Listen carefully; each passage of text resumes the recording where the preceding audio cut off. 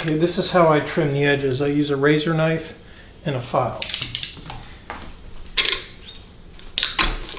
So I just cut off what I can easily get off with a razor knife, and the parts that would come off are the lightly resin pieces of fabric, like this corner right here. There's not much resin on there, so I was able to easily cut that off.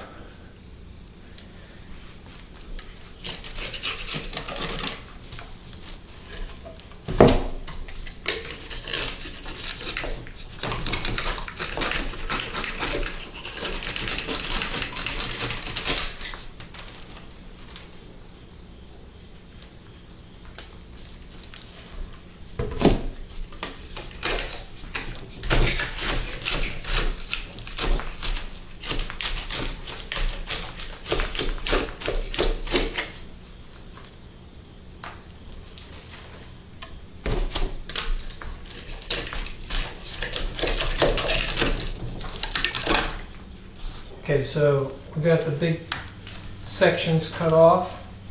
Now I'll take that file and flatten this, whatever this ridge is, flatten it right off. It doesn't take long. This is a rough cut file. Works very good on Fiberglass. Now where there's a thicker lump, obviously it takes a little bit longer to file that down. But we're talking about less than 2 minutes to get this edge worked out. Didn't quite get the wrap all the way around here, so I want to make sure I get some more resin on this edge because it didn't wrap to the very bottom.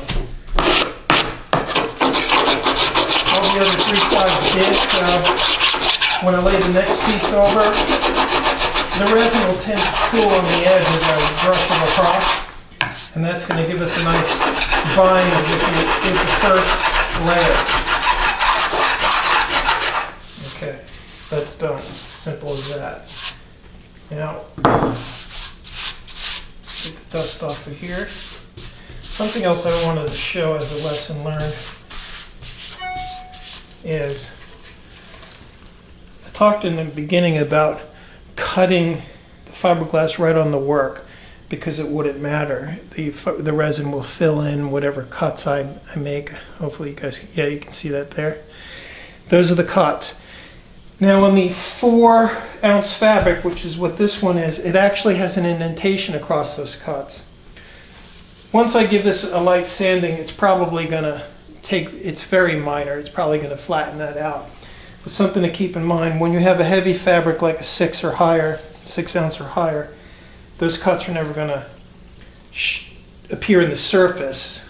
And if surface variation, you might see the line, but typically it's getting painted anyway. But in this case, there is a slight indentation along the cut.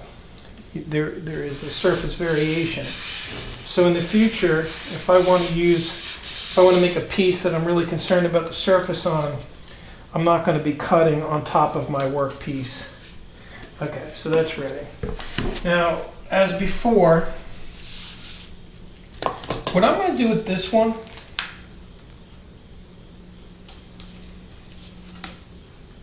yeah, that's okay. This one's just getting coated. This one's getting a fabric, a cloth application. Excuse my camera skills, I'm still in a rush trying to get this done. I should just calm down and do it more carefully, but try to move along here. Okay, so here I already have the pieces cut. I'm going to get them, whoops, I'm going to get them laid on here. Mix the material just like before, and then keep going.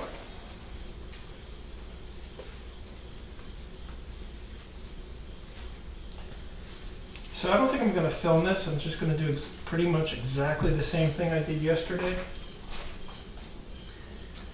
So if there's something interesting, bring you guys back for it. I might try and get that to lay over here. In fact, I will. We'll see how the 4-ounce fabric does if it lays over. Now, something else is, technically you're supposed to overlap your cloths when you're seaming.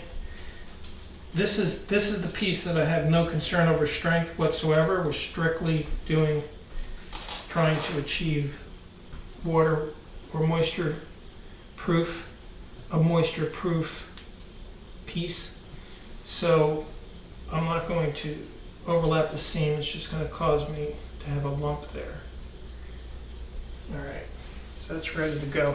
I'll get this done and show you the end result.